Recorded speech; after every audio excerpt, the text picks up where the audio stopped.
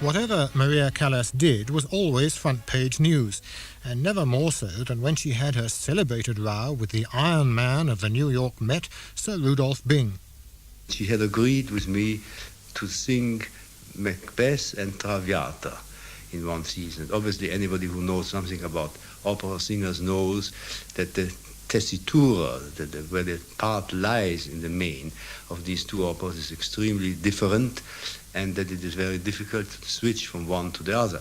So I asked her, Maria, how many days would you need rest and change over time? So she said, well, from the Traviata to Macbeth, it's not difficult. I take 2 days. From Macbeth to Traviata, I need 3 days. So I very carefully planned that, and indeed she had mostly 4 days from Macbeth to Traviata.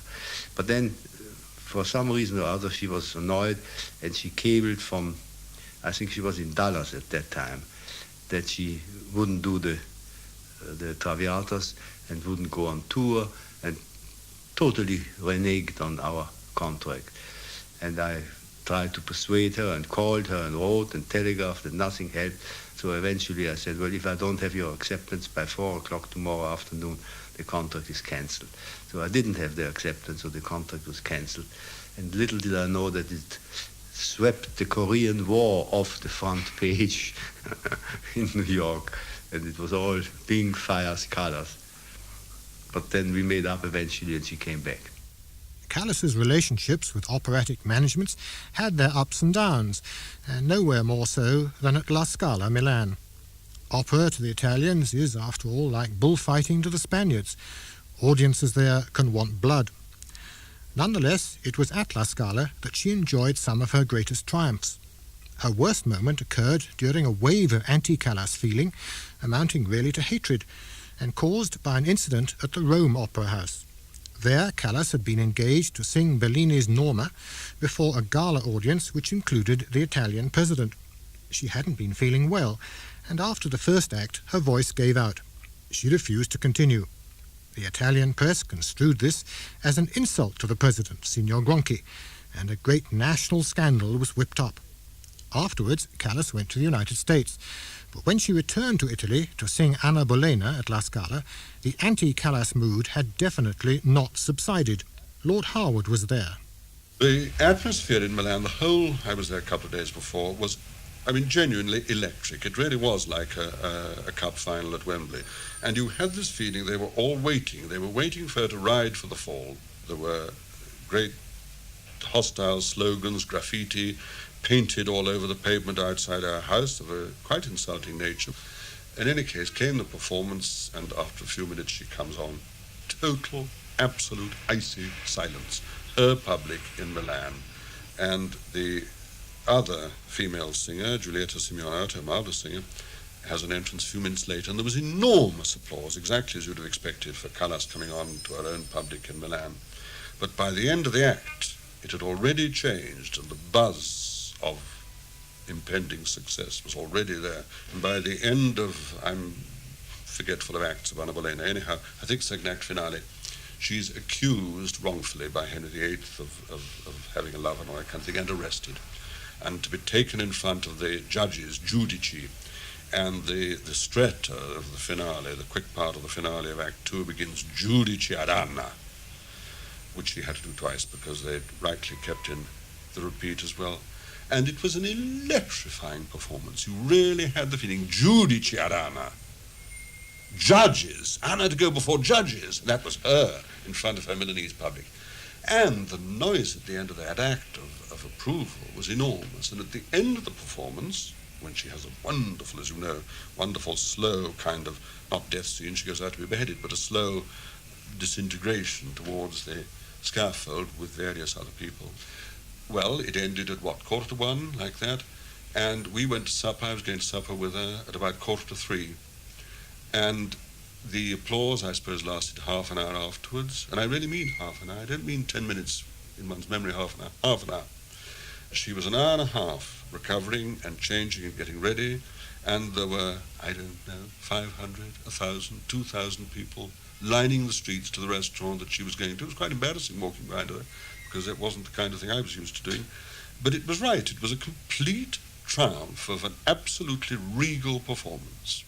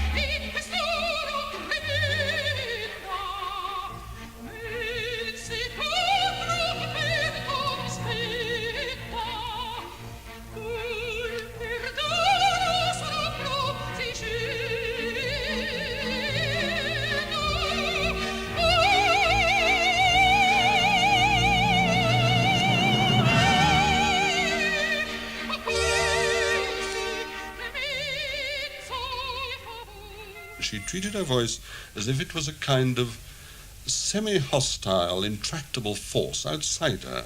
She used to talk about it that way. She used to say, not so much I was in voice today, but the voice was answering today and working for me today. And she used to say things like, you know, yes, tonight was not bad. It was quite good. What about the second act? And if you were the conventionally flattering, you would say, "Oh, the second act was marvelous, Maria. It was great." And she would look at you and would say, "But the C wasn't in place, really. The D flat afterwards was good. Later, that was good. C wasn't right, was it?" And if you said, "Oh yes, it was very good," she'd say, "No, it wasn't." "No, it wasn't." She knew exactly what she was doing. She knew when she'd been informed and when she hadn't, and she didn't like to be flattered, although she wanted admiration, deeply wanted admiration, which is a different thing. Her marriage to Meneghini failed to give Callas the kind of love and care she needed. In 1959, they were invited by Aristotle Onassis and his wife to join them and the Winston Churchills aboard the Onassis yacht Christina. Afterwards, it was announced that the Meneghini marriage had broken up. Callas spoke of a profound friendship between herself and Onassis. Until Jacqueline Kennedy came along, gossip writers were constantly predicting that this, the world's most publicized affair, would end in marriage. It's difficult, if not impossible, to assess the effect of an artist's private life on her professional career.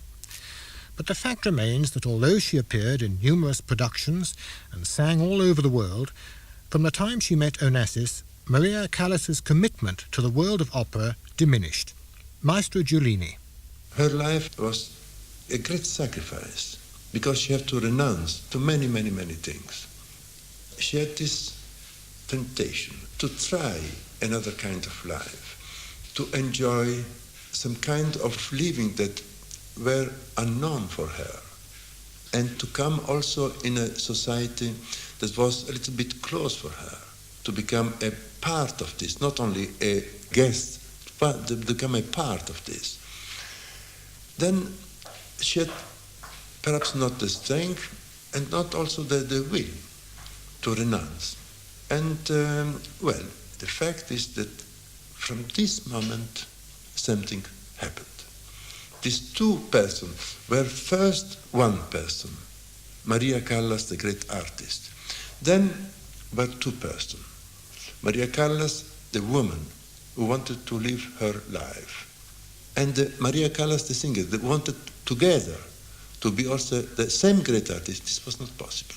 And this was the great tragedy for her, the great conflict for which she paid a very high price.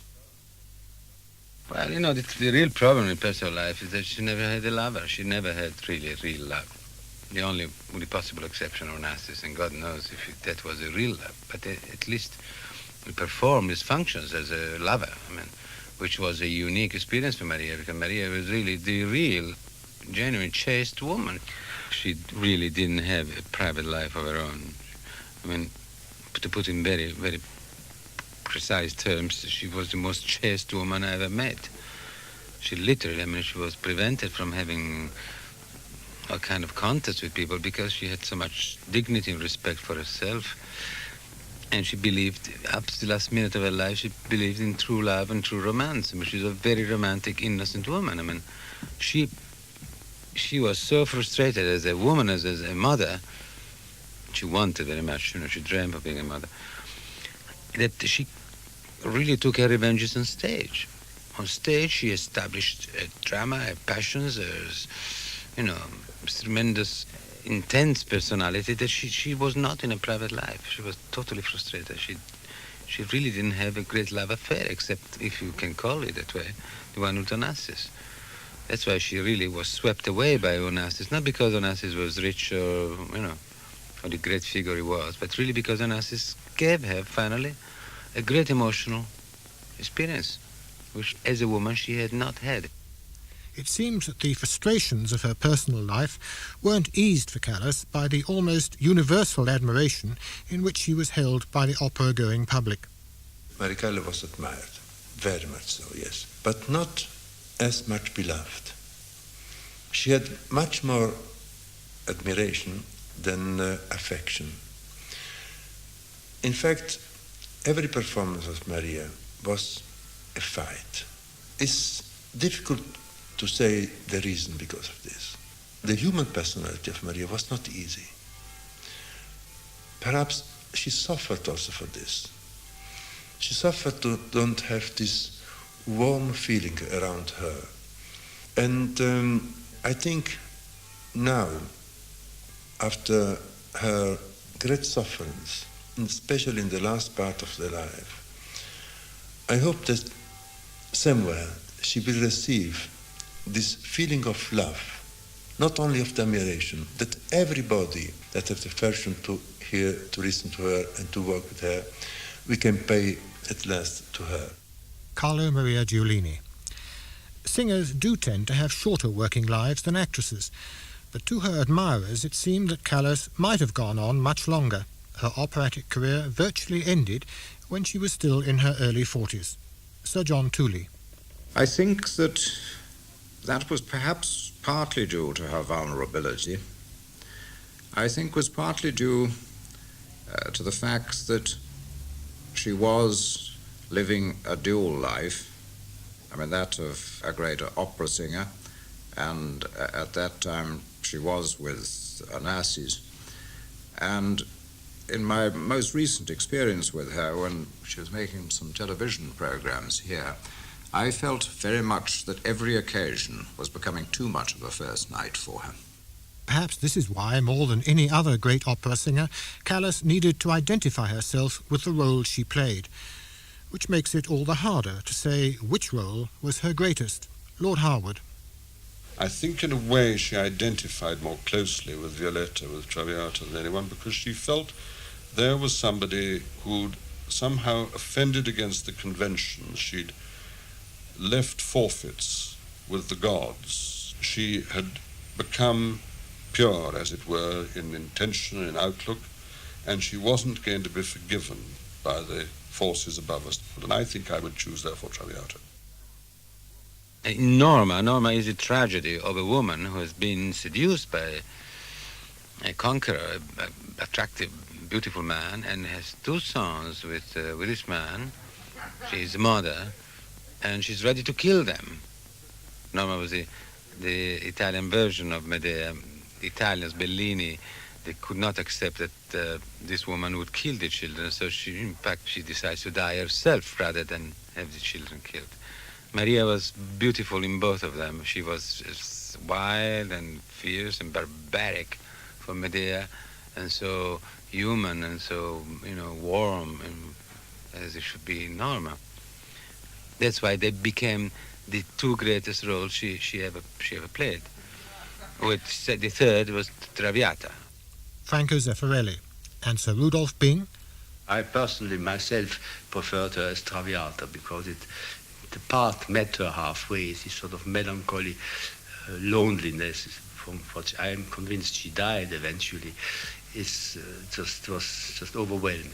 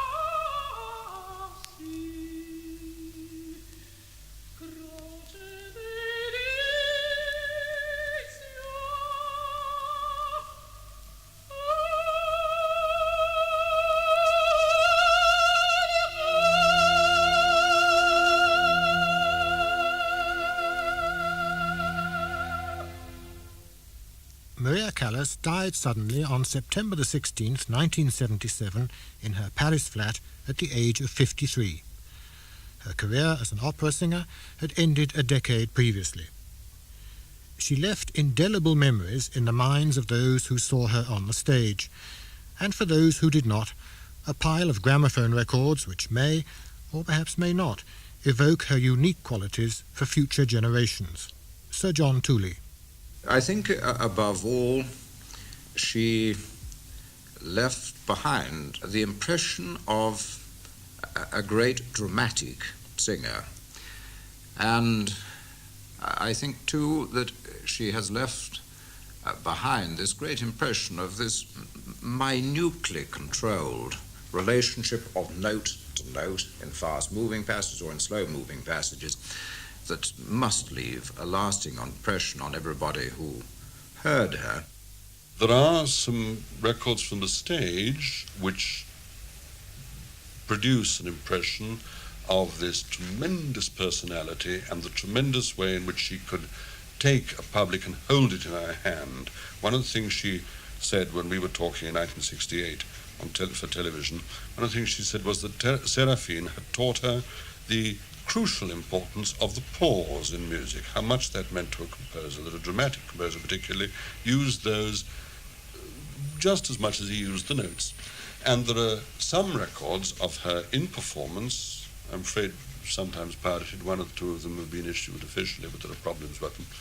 But they are of quite wonderful impact because of her ability to pause, because of her ability to float into a big house, a soft sound, and I know that hit the back of the theatre easily.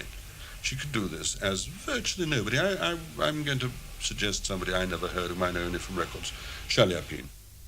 And how does Lord Harewood, who has heard every great opera singer of the last 40 years, estimate the achievement of Maria Callas?